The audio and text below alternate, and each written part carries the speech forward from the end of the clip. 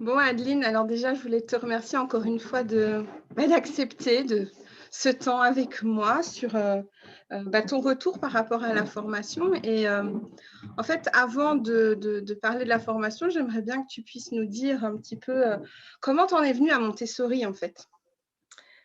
Alors moi, j'en suis venue à Montessori pendant ma grossesse. Ok. J'ai découvert la pédagogie Montessori pendant ma grossesse parce que j'étais arrêtée assez tôt, parce que j'avais des contractions, etc. Mhm. J'ai eu beaucoup de temps pour lire, pour regarder sur Internet. Donc, je me suis vite tournée sur les livres enfin, de Maria Montessori. Parce que D'accord. c'est vrai que sur Internet, malheureusement, on trouve tout et rien. Ouais. C'est très compliqué de faire enfin, la part des choses. Mhm. Donc, moi, je me suis mise à lire des livres de Maria Montessori et puis, ben, plus je lisais, plus ça me parlait profondément. Donc ensuite, mon fils est né et j'ai décidé de commencer à faire des petites formations parce que je Ok. voulais voir vraiment ce que c'était en vrai. Donc, j'ai fait des formations de découverte et puis, j'ai décidé de faire une formation un petit peu plus longue, sur une année. Et puis en même temps, il y a un projet de création d'école qui est venu Oui. par ici, parce qu'en fait, vers chez moi, en fait, il n'y avait pas d'école Montessori. Il n'y en D'accord. avait aucune. Et du coup, je me suis dit, ouais, j'aimerais bien quand même que mon fils puisse. Et tu es enseignante, toi, à la base, ou pas du tout? Alors moi, je suis infirmière à la base. Ok. Je suis infirmière à la base, donc en fait, j'ai fait une demande de congé de formation professionnelle. Mhm. Qui m'a été acceptée, mais c'est là que ça s'est déclenché au niveau de l'école parce qu'en fait, comme je suis infirmière, en fait, je pouvais faire cette formation-là que si en fait j'avais une promesse d'embauche à la fin. Sauf que n'ayant pas d'école dans le coin, c'était compliqué d'avoir une promesse d'embauche. Ou Mhm. sinon, proposer en fait un projet professionnel de création d'entreprise. Et Ah. là, je me suis dit, c'est l'occasion. Donc, j'ai commencé à travailler sur le projet de l'école Mhm. et mon projet a plu et ils m'ont financé en fait une année de formation. Super. Donc, pendant cette formation d'une année que j'ai fait sur Paris, en fait, j'ai commencé à faire le projet d'école. Mais Oui. entre-temps, comme c'était une formation à temps partiel, je continuais quand même à travailler.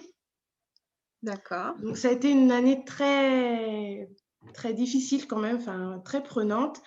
Et puis, en fait, suite à cette année que j'ai fait sur Paris, en fait, il me manquait des trucs, quoi. J'avais un manque de quelque chose et c'est là que j'ai découvert, en fait, ta formation. Mhm. Voilà. Donc, D'accord. j'ai ouvert l'école en 2019. Ok. Voilà, Donc, donc on est c'est ta année. deuxième année scolaire, du coup. Voilà, tout à fait. Donc, c'est comment une éducatrice Montessori qui s'occupe de la classe avec une assistante parce que pour le moment, je ne peux pas me dégager au niveau du travail pour être à l'école à 100%. D'accord. Ok. Voilà, c'est en attendant, voilà, pour essayer de faire le temps que ça se mette en route correctement, en fait. Oui.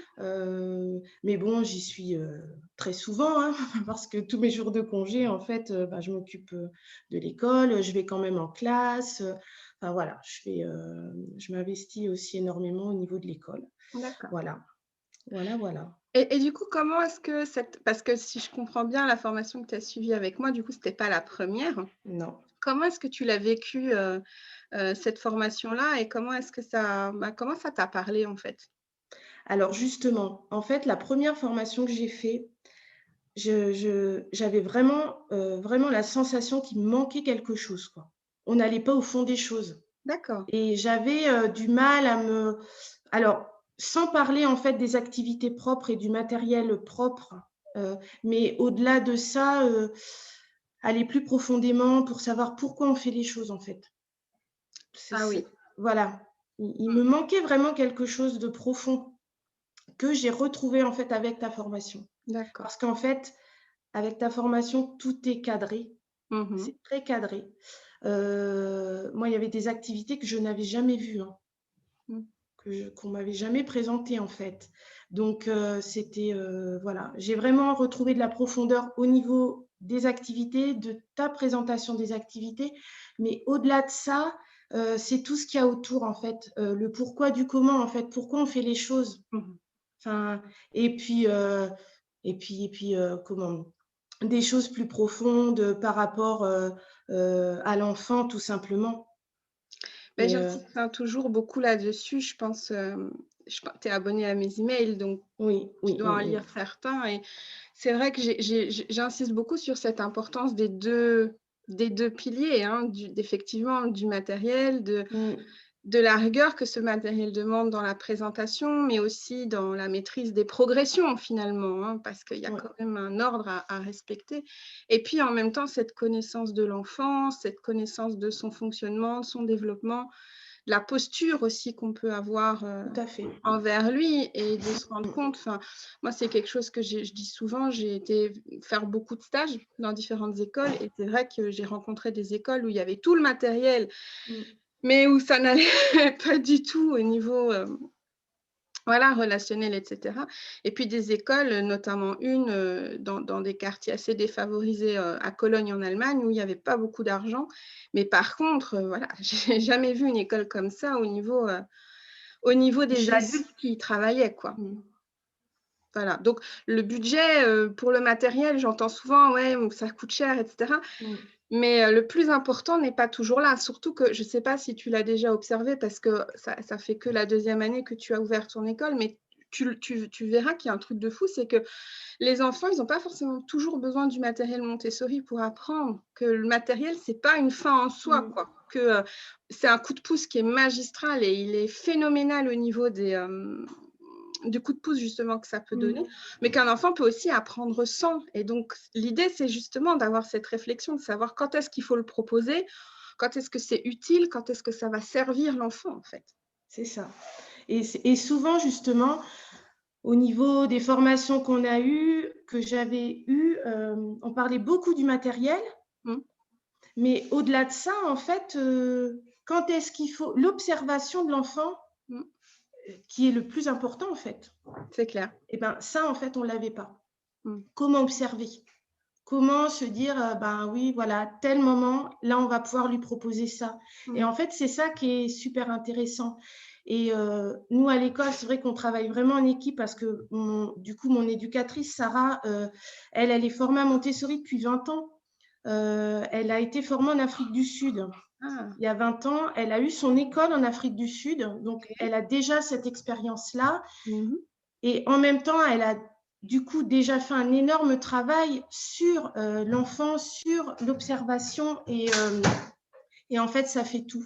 Mmh, Enfin, moi je trouve que ça fait tout, en fait. ouais, Ça fait tout. c'est clair, c'est clair. Et c'est ce qui est vraiment intéressant et ce qui est marrant avec les enfants, c'est que l'année dernière, quand on a commencé, ça a été une grosse année. On a passé, 3 mois dans les travaux, enfin, on n'en pouvait plus.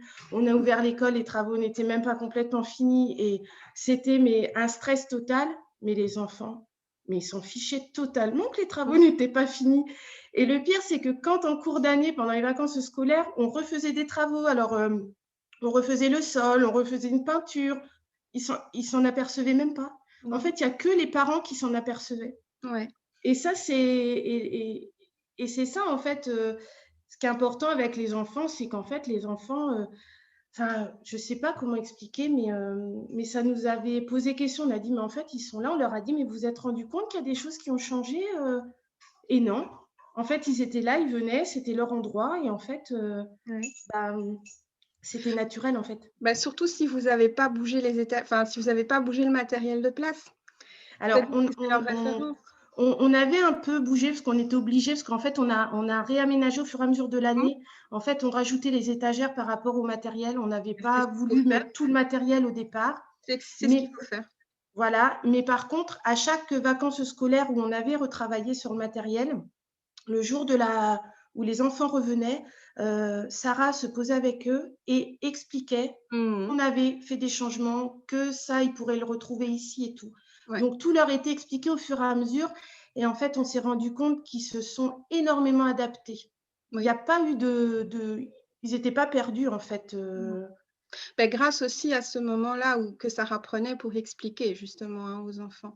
Mais ça, j'en profite aussi pour dire, c'est très important ce que vous avez fait là parce que, on c'est un peu souvent ce que j'entends: «Oui, mais bon, il faut bien montrer le matériel, il faut» aussi et je comprends, pour rassurer les parents qu'on Mmh. a le matériel et cetera. Sauf qu'en fait, c'est le meilleur moyen pour se mettre une grosse, grosse, grosse épine dans le pied, parce que les enfants sont pas encore prêts à recevoir cette quantité de matériel et n'en sont encore pas là.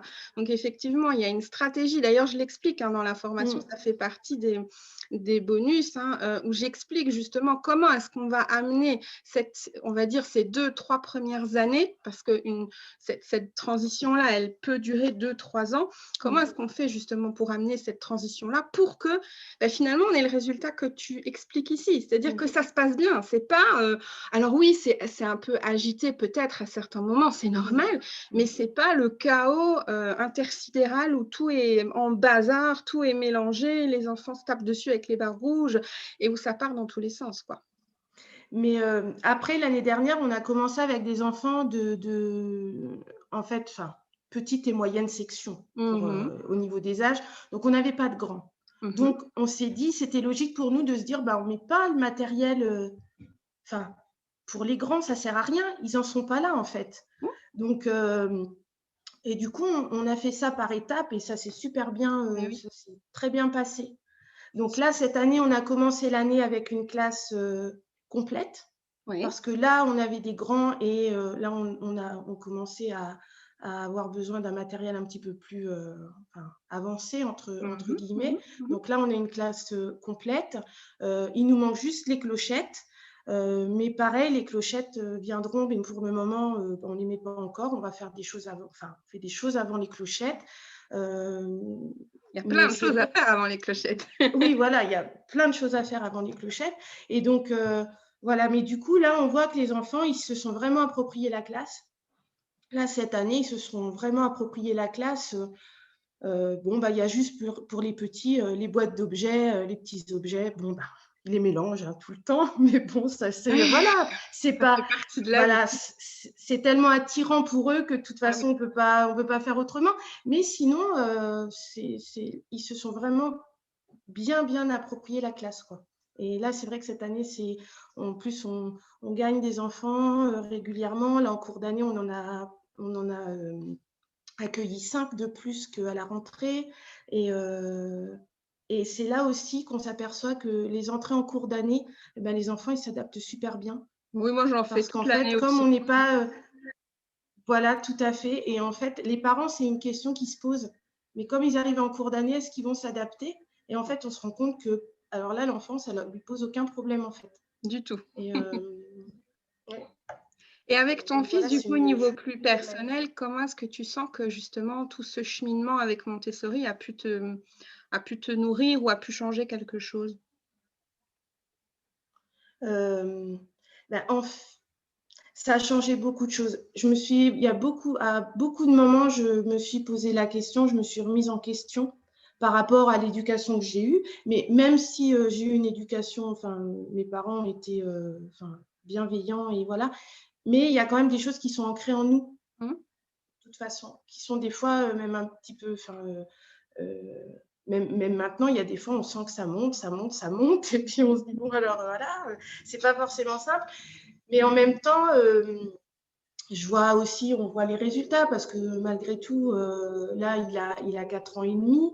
Enfin, il fait beaucoup de choses. Il est très curieux. Enfin, voilà. Alors à l'école, parce que bon, bah, forcément, il a l'école. Quelquefois, il dit oui, mais ça, c'est mon école. Bah oui, forcément, parce Oui, oui. que.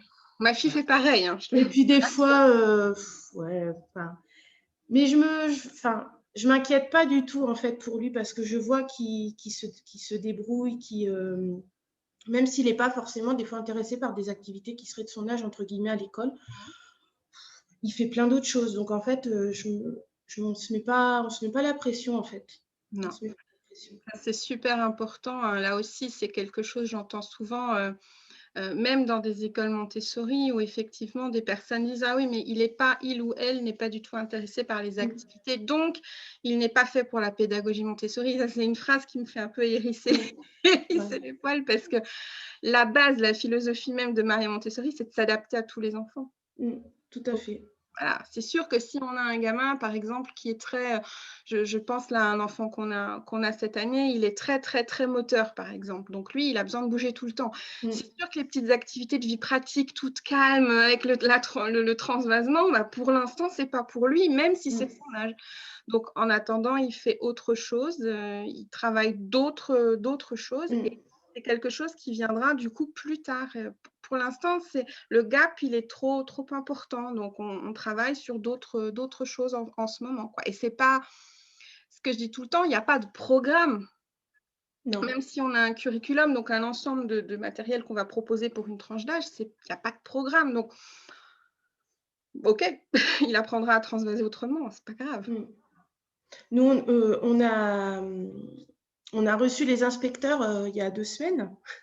Mmh. C'était notre première inspection. Ouais. On était un petit peu stressés quand même parce qu'on ne savait pas trop à quoi s'attendre, mais c'est bon, c'est normal. Et en fait, ça s'est très, très bien passé. Ouais, ouais. Très, très bien passé. Donc, on a été, voilà. Bon, malgré tout, c'est étrange parce qu'en fait, on attend malgré tout le jugement. Enfin, je ne sais pas comment expliquer. On a été tellement, je vais te dire, on a été tellement habitués à recevoir l'avis de l'autre, hein. On Mm. a été formatés comme ça. Moi C'est aussi, ça. j'ai été dans une école, Mm. publique normale, donc on est tellement formatés à attendre le jugement, l'acceptation de l'autre, le dire: «OK, c'est bon, tu as bien travaillé Adeline, ça va, tu peux Mm. continuer», Ouais. que, bah, du coup, ouais, c'est vrai que c'est aussi encore de nouveau tout un travail pour se libérer de ça. C'est ça, tout à fait, tout à fait. Mais en Et même temps, c'est vrai qu'on se dit, bon, voilà, c'est les inspecteurs, ils ont quand même, enfin, ça repose un peu sur eux aussi, l'avenir de l'école et tout. Donc, c'est vrai que malgré tout, ça donne un stress un petit peu, voilà. ouais, je comprends, Donc, on était quand même soulagés. c'est On était normal, soulagés.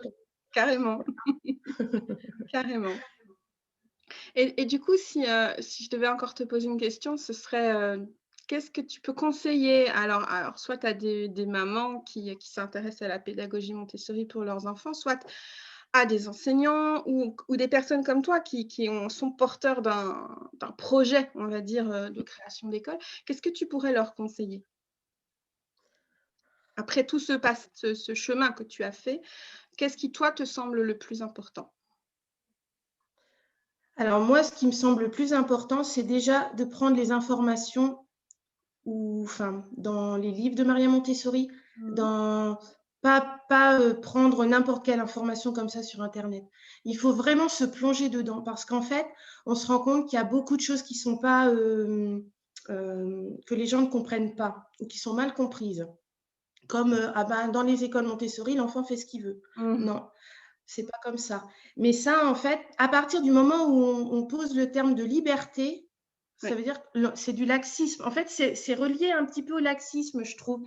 Et c'est vrai que on voit beaucoup de choses passer sur internet, sur les réseaux sociaux et tout ça, sur la pédagogie Montessori. Alors des fois, ça me fait un peu hérisser les poils. Je préfère ne pas répondre parce qu'en fait, voilà. Mais si j'avais vraiment un conseil à donner, c'est vraiment prendre les informations à la source. Mmh. Vraiment à la source. Et, ou enfin, soit faire des petites formations dans mais vraiment, comment, sérieuses. Mmh. Pas prendre voilà, des infos comme ça par-ci par-là et puis faire un petit micmac et puis non. Je pense qu'il faut vraiment aller à la source et s'imprégner de cette pédagogie parce que au-delà du matériel, au-delà de tout ça, c'est vraiment une philosophie Mmh. de vie en fait. C'est une philosophie de vie. Mais après, ce que je peux leur dire aussi, c'est qu'un coup qu'on a plongé dedans, on peut plus en sortir. Il y a pas de marche arrière. Ah non, non, c'est ça. Et puis le cheminement se fait au fur et à mesure. Et même moi, j'en suis plus du tout au même stade qu'il y a encore 2 ans. Mmh. J'ai énormément cheminé. Et puis en même temps, c'est pareil parce que bon, j'ai refait la formation 3-6 avec toi, mais j'ai fait d'autres formations que tu as proposées sur la bienveillance, avec les neurosciences, etc. Et franchement, ça enrichit tellement. tellement tout ça et ça permet, moi, ça m'a permis de comprendre mon fils aussi, enfin, dans ses crises émotionnelles. Alors même si encore maintenant on se pose forcément des questions parce qu'il y a des fois on ne sait pas, on ne sait pas ce qui se passe, mais ça permet quand même de mieux apprendre les choses, de mieux comprendre les choses et, et à l'école d'accueillir les enfants vraiment, c'est ce on dit aux parents, nous, il n'y a pas de punition, il n'y a pas tout ça, on essaie vraiment de comprendre les émotions des enfants et en même temps, on voit la différence parce qu'on a des enfants malgré tout qui sont contents de venir à l'école, qui sont heureux de venir à l'école et qui sont bien et ça se voit en fait. Il n'y a pas besoin de leur dire est-ce que tu es bien, ça se voit, qu'ils sont épanouis d'être là. Et c'est le plus important en fait. Mais de toute façon, c'est ce que Maria Montessori a dit un jour, c'est que le meilleur moyen d'évaluer la réussite d'un système éducatif, c'est le niveau de bonheur d'un enfant. Tout Au à final, fait. c'est ce qu'on cherche tous. Ouais, OK. voilà, à peu près. Bah, écoute, en tout cas, je te remercie beaucoup pour ce très bel échange. Je trouve qu'il est très inspirant et j'espère en tout cas qu'il pourra inspirer plein d'autres personnes qui sont sur ce chemin-là. Donc, Mais c'est vrai que tu m'as inspirée parce que, en fait, je crois que en fait, tu es tellement passionnée que forcément, je pense que quand on est passionné, il y a des choses qui passent qu'on ne pourrait pas faire passer sans être passionné. Enfin, une profondeur de quelque chose, quoi. Enfin, voilà. ah ben c'est Et sûr que c'est quelque chose que je porte en moi, c'est ça, tout à fait, tout à fait. c'est clair. Bah, en tout cas, merci beaucoup. Bah, de rien.